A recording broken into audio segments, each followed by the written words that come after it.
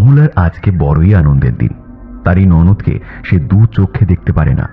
বহুদিন ধরে সে তাই তার স্বামীর কান ভাঙানোর চেষ্টা চালিয়ে যাচ্ছে। ভাই বোনের এই বন্ধন ভাঙতে তার বেশ সময় লেগেছে। আজ তার বড়ই শান্তি। উফ, যা বুদ্ধি করেছে না! এই আমার স্বামীটা বাড়িতে থাকলে সব কাজটা কেচে যেত।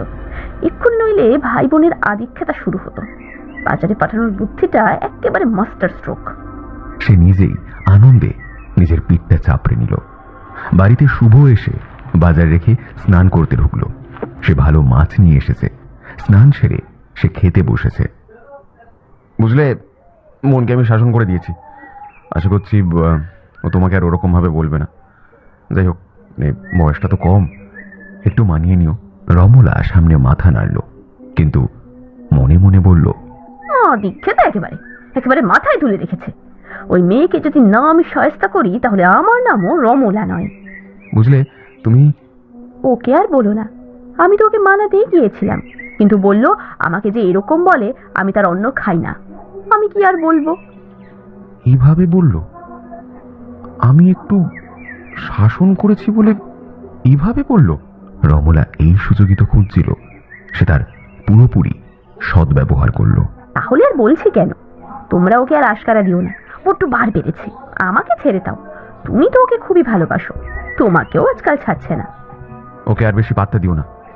মায়ের আশকারায় ও এত উদ্ধত হয়েছে। তীর একেবারে লক্ষ্যে গিয়ে লেগেছে। আর যায় কোথায়? জয় বাবা, বড় ঝামেলা যেন হয়। আমি বড় করে পুজো দেব। জয় বাবা বংশীধর। যাওয়ার পরে সে তার মায়ের ঘরে ঢুকে বলল, তোমার আশকারে ও এত বেড়েছে, ওকে বলে দিও বাইরে গিয়ে দেখুক কত ধানে কত চাল পাওয়া যায়। ওই যে মহারানী এসে গেছেন। সুমনার কানে সব কথাই গেছে। সে মাথা নিচু করে ভেতরে ঢুকে গেল। শুভ ও রমলা নিজের ঘরে ঢুকে গেল। সুমনা বাড়ির দাওয়ায় কলেজের ব্যাগটা রেখে দিল। তারপর সে একা একই মন খারাপ করে বসে রইল। তার মায়ের চোখ কিছুই এড়ায়নি।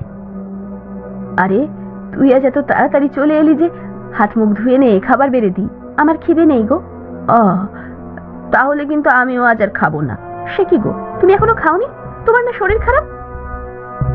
আমি মা হয়ে একা একা আমার গলা দিয়ে খাবার নাম নেই। খুব খিদে পেয়েছে, খেতে দেবে না? পাগলি মেয়ে একটা। কতবার তোকে বলেছি খাবার উপর কখনো রাগ করতে নেই। সেটা কিন্তু দুজনের ক্ষেত্রেই প্রযোজ্য, তাই না? তারপর তারা মা মেয়ে বসে গল্প করতে করতে খেতে লাগলো। সুমনা রোজ যেমন তার মায়ের সাথে গল্প করে তেমনই করতে লাগলো। ওদিকে তখন আরেকজনের চোখে ঘুম নেই।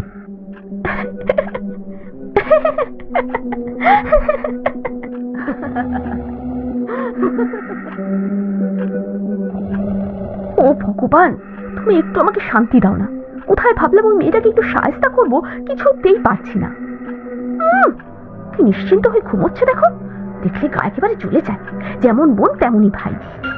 এমন সময় তার ফোনটা বেজে উঠল। কে সেজো পিসি? বলো বলো, কেমন আছো? আমি ভালো আছি গো। কি, পুতুলের বিয়ে? আরে দারুণ খবর। না না, তোমাদের বয়স হয়েছে, আসার কোনো দরকার নেই। পোস্টে কার্ড আসবে।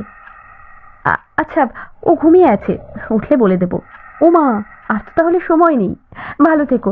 আরে হ্যাঁ, আমরা কবজি ডুবিয়ে খেয়ে আসবো। ঠিক আছে গো, টাটা।